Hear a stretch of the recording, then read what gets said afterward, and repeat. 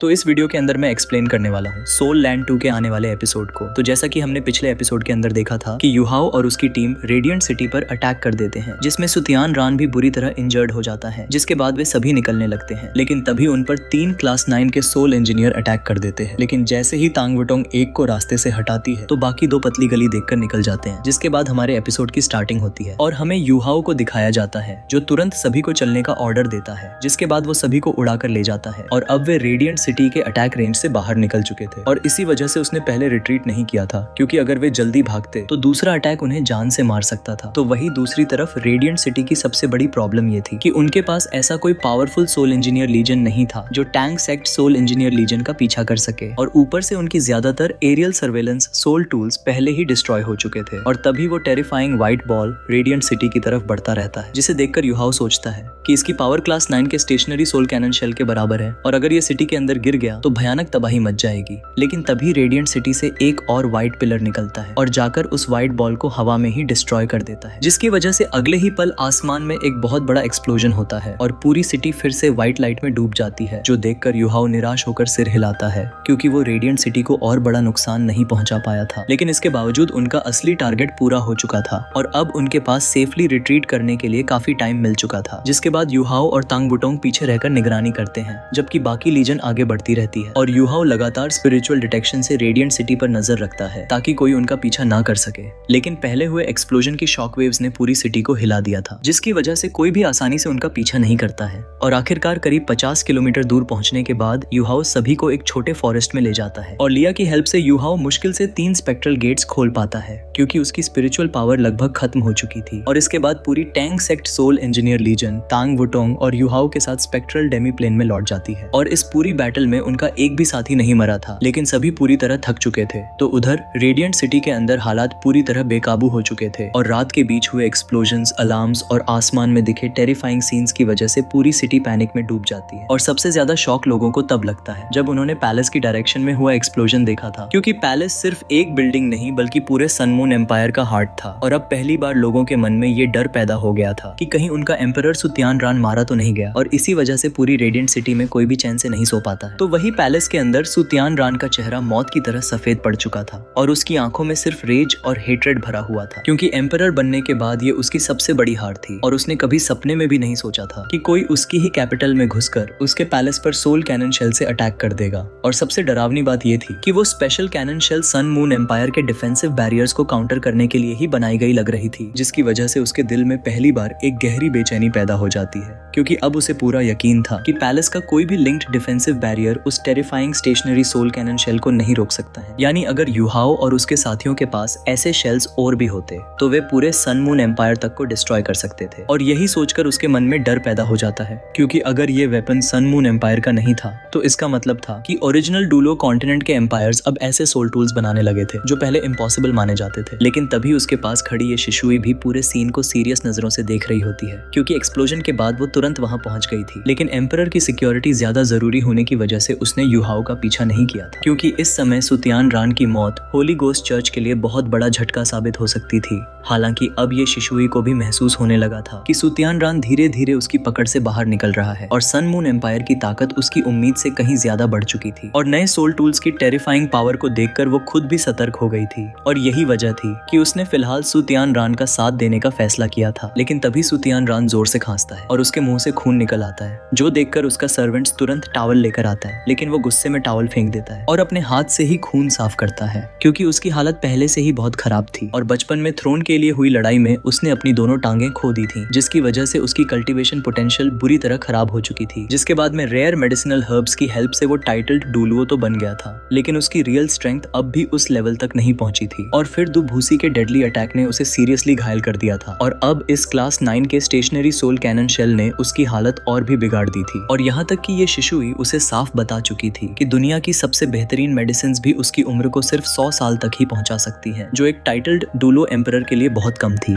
और यही वजह थी कि उसके मन में लगातार फ्रस्ट्रेशन और गुस्सा भरा रहता था। लेकिन तभी पैलेस में लगातार मिनिस्टर्स, रॉयल फैमिली मेंबर्स और पावरफुल एक्सपर्ट्स पहुंचने लगते हैं, क्योंकि रेडिएंट सिटी ने अपनी हिस्ट्री की सबसे बड़ी इंसल्ट झेली थी और एनिमी सीधे पैलेस तक पहुंच गए थे और एम्परर को घायल करके निकल भी गए थे, जो कि सन मून एम्पायर के लिए बहुत बड़ा झटका था। और तभी सुतियान रान प्राइम मिनिस्टर से भारी आवाज में पूछता है कि क्या यही वे एनिमी है जिसके बारे में तुम कह रहे थे कि वे सी के रास्ते को फॉलो करते हुए आए हैं। जो सुनकर प्राइम मिनिस्टर कड़वी मुस्कान के साथ अपनी गलती एक्सेप्ट कर लेता है और तभी सुतियान रान अपने बेटे के बारे में पूछता है। जो सुनकर हॉल ऑफ कॉन्सिक्रेशन का एक मेंबर कहता है कि प्रिंस पूरी तरह सुरक्षित है और इटर्नल स्टार डोमेन ने उनकी प्रोटेक्ट की है। जो सुनकर कुछ लोगों के चेहरे पर निराशा दिखाई देती है, क्योंकि जब तक प्रिंस जीवित था तब तक सुतियान रान की मौत के बाद भी किसी और के एम्परर बनने की उम्मीद नहीं थी। जो देखकर सुतियान रान के चेहरे पर हल्की सी मॉकिंग स्माइल आ जाती है, क्योंकि वो सबकी सोच अच्छी तरह समझ रहा था। और तभी उसकी नजर एल्डर कॉन्ग पर पड़ती है, जो पूरे टाइम उसके पास खड़े रहकर उसे प्रोटेक्ट कर रहे होते हैं और उनका ऑरा इतना पावरफुल था कि वो ये शिशुई से भी कम नहीं था। जिसके बाद सुतियान रान ऑर्डर देता है कि इंपीरियल सोल इंजीनियर लीजन को तुरंत वापस बुलाया जाए और एनिमीज का किसी भी कीमत पर पीछा करो। लेकिन तभी दूर से ये यूलिन भी वहां पहुंच जाता है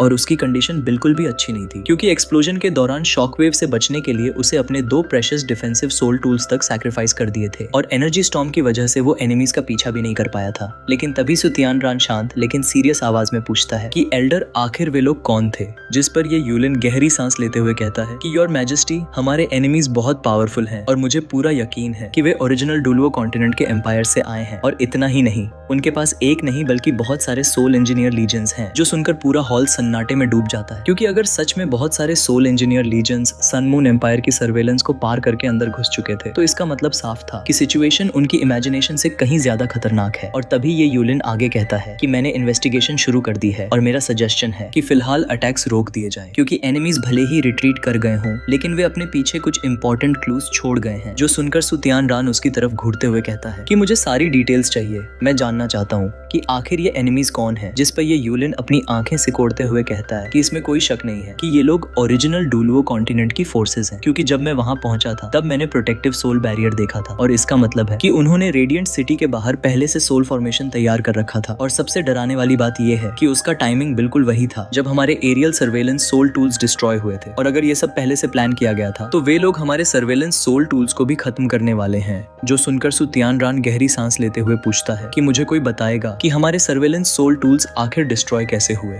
जिस पर एक वर्शिप्ड आगे बढ़कर कहता है कि मेरे हिसाब से वे या तो सेल्फ डिस्ट्रक्ट हुए हैं या फिर किसी ने उन पर पहले से एक्सप्लोजिव चार्जेस लगा दिए थे, वरना सभी सर्वेलेंस सोल टूल्स एक साथ ब्लास्ट नहीं हो सकते हैं। जो सुनकर पूरा हॉल सन्नाटे में डूब जाता है, क्योंकि अगर एनिमी सर्वेलेंस नेटवर्क को बाईपास कर सकते हैं तो वे पैलेस के अंदर भी घुस सकते हैं। और ये सोचकर सभी के दिल में डर बैठ जाता है। और फिर ये यूलिन आगे बताता है कि जब मैं सोल फॉर्मेशन के अंदर घुसा था तब मुझे कुछ भी साफ दिखाई नहीं दे रहा था और लाइट पूरी तरह डिस्टॉर्ट हो रही थी। और फिर अचानक 7-8 पावरफुल एनिमीज सामने आ गए थे जो कम से कम सोल डुलुओ लेवल के थे और उनमें से ज्यादातर सोल इंजीनियर्स नहीं बल्कि पावरफुल सोल मास्टर्स थे। और खासकर उनका लीडर, जिसकी बॉडी से टेरिफाइंग आइस ऑरा रिलीज हो रहा था। और उनकी टीम वर्क इतनी परफेक्ट थी कि 3 क्लास 9 के सोल इंजीनियर्स तक को पीछे हटना पड़ा था। जो सुनकर सन मून एम्पायर के सभी हाई ऑफिशियल्स के चेहरे सीरियस हो जाते हैं, क्योंकि अब साफ हो चुका था कि उनके एनिमीज ऑर्डिनरी लोग नहीं हैं। और फिर ये यूलिन आगे कहता है कि उनके पास कोई स्पेशल कंसीलमेंट सोल टूल जरूर है, जिसकी वजह से वे हमारी डिटेक्शन से बचकर यहाँ तक पहुंचे थे। और उनके पास हजारों स्टेशनरी सोल कैनन शेल्स भी थे और ऐसा करने की कैपेबिलिटी सिर्फ ओरिजिनल डोलो कॉन्टिनेंट की एम्पायर्स के पास हो सकती है। लेकिन फिर भी सबसे बड़ा सवाल यही था कि आखिर वे इतनी तेजी से रेडिएंट सिटी तक पहुंचे कैसे। लेकिन तभी अचानक ये शिशुई कहती है कि जरूरी नहीं है कि ये लोग 3 एम्पायर्स से ही हों, क्योंकि एक और जगह है जो ऐसा कर सकती है। जिस पर सुतियान रान का चेहरा बदल जाता है और वो कहता है कि क्या तुम श्रेक एकेडमी की बात कर रही हो। जिस पर ये शिशुई सिर हिलाते हुए कहती है कि हाँ, क्योंकि हेवनली सोल एम्पायर के खत्म होने के बाद भी श्रेक एकेडमी ने अपनी रियल स्ट्रेंथ नहीं दिखाई थी और मुझे लगता है कि वे जानबूझकर अपनी स्ट्रेंथ छिपा रहे हैं। और फिर वो युहाओ का नाम लेते हुए कहती है कि याद है वो लड़का जिसने स्पिरिट पगोडा को बनाया था, जिसने ग्रेट स्टार डू फॉरेस्ट और श्रेक एकेडमी के रिश्ते बदल दिए थे, वही Yuhao surveillance soul tools destroy कर चुका है और कंसीलमेंट एबिलिटीज भी दिखा चुका है। और अगर ये सब उसी ने किया है तो मुझे बिल्कुल वंडर नहीं होगा। जो सुनकर सुतियान रान हैरान रह जाता है, क्योंकि उसके लिए ये मानना मुश्किल था कि मुश्किल से 20 साल का लड़का इतना बड़ा प्लान चला सकता है। लेकिन ये शिशुई कहती है कि उम्र से किसी को मत आंको, क्योंकि वो ड्रैगन गॉड डुलुओ मुएन का स्टूडेंट है और उसके पास ट्विन मार्शल सोल्स हैं। और ये यूलिन जिस आइस ऑरा वाले एनिमी की बात कर रहा है वो शायद युहाओ ही था। जिसके बाद ये शिशुई सजेशन देती है कि जूजी को ऑर्डर देकर श्रेक सिटी पर सीधा अटैक करवाना चाहिए, क्योंकि अगर मास्टरमाइंड वही है तो श्रेक सिटी पर खतरा आते ही वो खुद सामने आ जाएगा। लेकिन तभी चीफ मिनिस्टर तुरंत अपोज करते हुए कहता है कि ऐसा बिल्कुल मत कीजिए, क्योंकि अभी श्रेक एकेडमी को टारगेट बनाना सबसे बड़ी गलती होगी। जो सुनकर सुतियान रान उसे अपनी बात रखने को कहता है, जिस पर चीफ मिनिस्टर समझाता है कि श्रेक एकेडमी हजारों साल पुरानी कॉन्टिनेंट की सबसे पावरफुल एकेडमी है, जिसने ग्रेट स्टार डू फॉरेस्ट की टेरिफाइंग बीस्ट वेव तक को रोक दिया था। और वो आगे कहता है कि अगर हमने श्रेक सिटी पर अटैक किया तो बाकी सेक्स और एम्पायर्स भी उनके साथ खड़े हो जाएंगे, और अगर ग्रेट स्टार डू फॉरेस्ट भी किसी तरह इसमें शामिल हो गया तो हमारे लिए सिचुएशन डिजास्टर बन सकती है। जो सुनकर ये शिशुई गुस्से से कहती है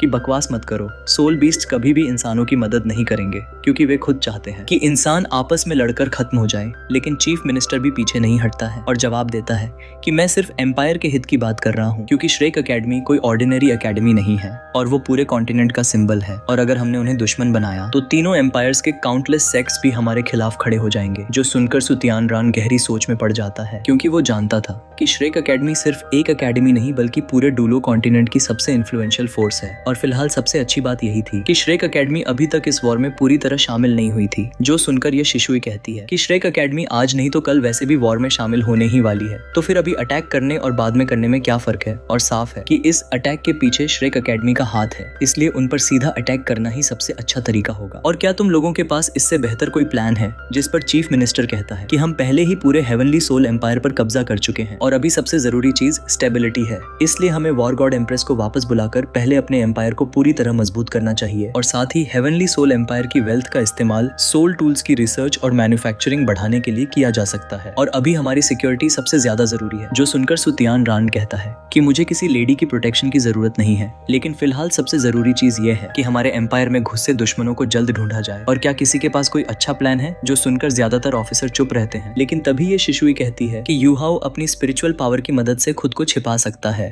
और अगर वो सच में इतनी कम उम्र में टाइटल्ड दोलुओ बन गया है तो वो हमारे एम्पायर के लिए बहुत बड़ा खतरा है। और मेरी नजर में जो सोल इंजीनियर लीजन हमारे एम्पायर में घुसी थी उसने भी उसी की कंसीलमेंट एबिलिटी का सहारा लिया होगा। और अगर हम श्रेक एकेडमी पर अटैक करते हैं तो यूहाओ और उसकी लीजन को वापस लौटने पर मजबूर कर सकते हैं और यही सबसे अच्छा तरीका है। और वैसे भी अगर पूरे कॉन्टिनेंट पर राज करना है तो श्रेक एकेडमी से बैटल तो करनी ही पड़ेगी। और अगर war God empress Shrek city को डिस्ट्रॉय कर देती है तो सोल मास्टर्स की दुनिया बंट जाएगी। और अगर आप परमिशन दे देते हैं तो मैं होली गोस्ट चर्च को लेकर उसके साथ बैटल करने के लिए रेडी हूँ। जो सुनकर चीफ मिनिस्टर घबरा जाता है और कहता है कि योर मैजेस्टी ऐसा करना बहुत खतरनाक होगा, क्योंकि अगर हम हार गए तो हमारी सारी पिछली जीत बेकार हो जाएगी और अभी हमें स्टेबिलिटी पर ध्यान देना चाहिए। जो सुनकर ये शिशुई का गुस्सा फूट पड़ता है और उसकी आंखों से भयानक किलिंग इंटेंट रिलीज होने लगता है और पूरे हॉल का टेम्परेचर गिर जाता है और उसके टेरिफाइंग ऑरा को महसूस करके सभी लोगों के चेहरे पीले पड़ जाते हैं। लेकिन तभी सुतियान रान के पास खड़े एल्डर कॉन्ग आगे बढ़ते हैं और उनकी बॉडी से हरी रोशनी निकलती है और एक पावरफुल फोर्स ये शिशुई के ऑरा से टकरा जाती है, जो देखकर ये शिशुई कोल्ड फुंकार भरती है। जबकि एल्डर कॉन्ग हल्का सा कांपते हैं लेकिन पीछे नहीं हटते हैं और अब दोनों अपने ऑरा की स्ट्रेंथ से एक दूसरे का सामना कर रहे होते हैं, जो देखकर सभी लोग हैरान रह जाते हैं क्योंकि एल्डर कॉन्ग अकेले ही डेथ गॉड डुलुओ का सामना कर रहे थे। जो देखकर ये शिशुई कहती है कि कॉन्ग डेमिंग, क्या तुम्हें सच में मेरे खिलाफ खड़ा होना जरूरी लगता है? जिस पर एल्डर कॉन्ग शांति से कहते हैं कि ये इंपीरियल पैलेस है और सुप्रीम वर्शिप्ड, प्लीज अपने बिहेवियर पर कंट्रोल रखिए। जो सुनकर ये शिशुई सीधे सुतियान रान की तरफ देखकर पूछती है कि क्या यही आपकी इच्छा है? तो वही माहौल बिगड़ता हुआ देखकर सुतियान रान कहता है कि सुप्रीम वर्शिप्ड, शांत हो जाइए। मैं जानता हूँ कि आप एम्पायर के हित के लिए सोच रही हैं, लेकिन ये मामला बहुत बड़ा है और मिलिट्री चीफ अपनी राय बताओ। जो सुनकर मिलिट्री चीफ आगे आता है तो वहीं ये शिशुई एक तरफ खड़ी होकर सुतियान रान को देखती रहती है